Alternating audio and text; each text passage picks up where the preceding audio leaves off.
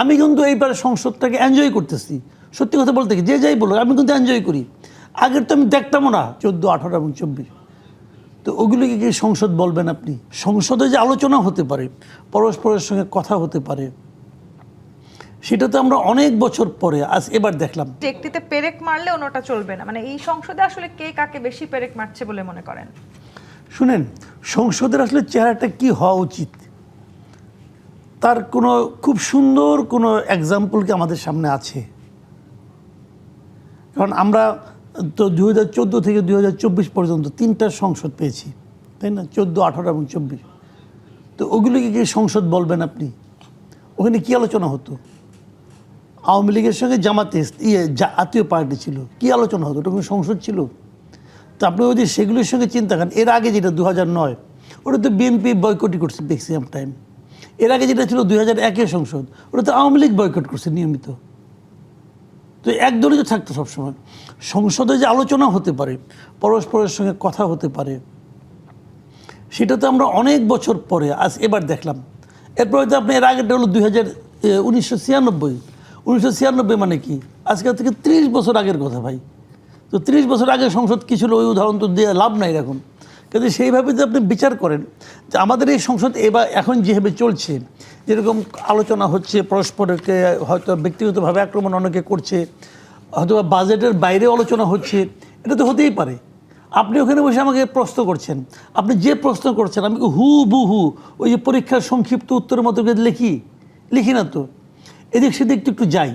তো এটা তো মানবিক বৈশিষ্ট্য, এটা সংসদে হবে। আমি কিন্তু এইবার সংসদটাকে এনজয় করতেছি। সত্যি কথা বলতে কি, যে যাই বলো, আমি কিন্তু এনজয় করি। আগের তো আমি দেখতামও না, টিভিতে দেখাতো, এর আগে রেডিওতে শোনাইতো, শুনতেও ইচ্ছা করতো না, লজ্জাই লাগতো মাঝে মাঝে, এগুলি কী হচ্ছে আলোচনা।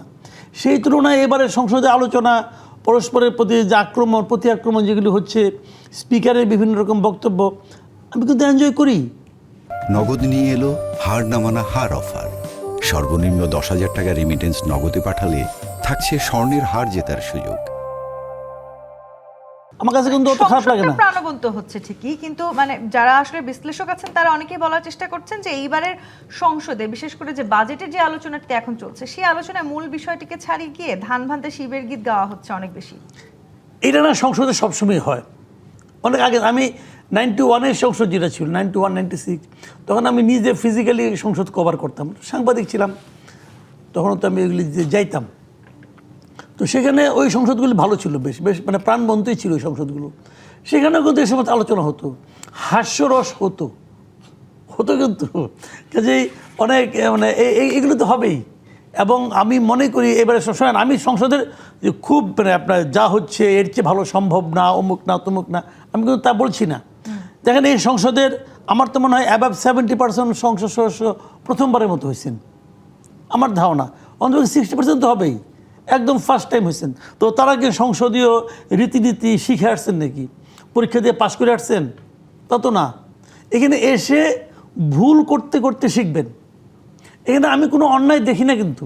মানে সেটা নিয়েও তো একটা আলোচনা আছে বা সমালোচনা আছে যদি আমি বলি। মানে আপনি যেটি বললেন যে এখানে এসে ভুল করতে করতে শিখবেন, মানে এই সংসদ অধিবেশনে বেশিরভাগ সদস্যই নতুন এসছেন, কিন্তু এই সংসদে প্রতি মিনিটে পরিচালনায় ব্যয় হচ্ছে 2,72,000 টাকা, সেটি তো জনগণের টাকা। ওটা যখন নাকি আওয়ামী লীগ আমলে ছিল না, তখন ওই 2,72,000 টাকা ব্যয় হতো, টাকার সমানই ব্যয় হতো।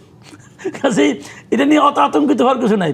ওই যে বিশাল ভবনটা করছেন, যে ভবনটাকে আপনি সারা দুনিয়ার জন্য উদাহরণ হিসেবে দেখান, লুই ক্যান করে গেছে বিশাল ভবন, ওই ভবনে প্রচুর অপচয়ের ব্যাপার স্যাপার আছে। ওই ভবনটি এরকম, ওটা করলে পরে ওখানে খরচ হবেই, ওখানে বিদ্যুৎ খরচ অনেক হবে।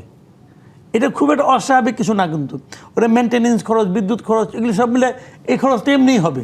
যখন সংসদ না চলে তখনও ওটার পেছনে কিছু খরচ আছে, ওই খরচটা হিউজ অ্যামাউন্ট।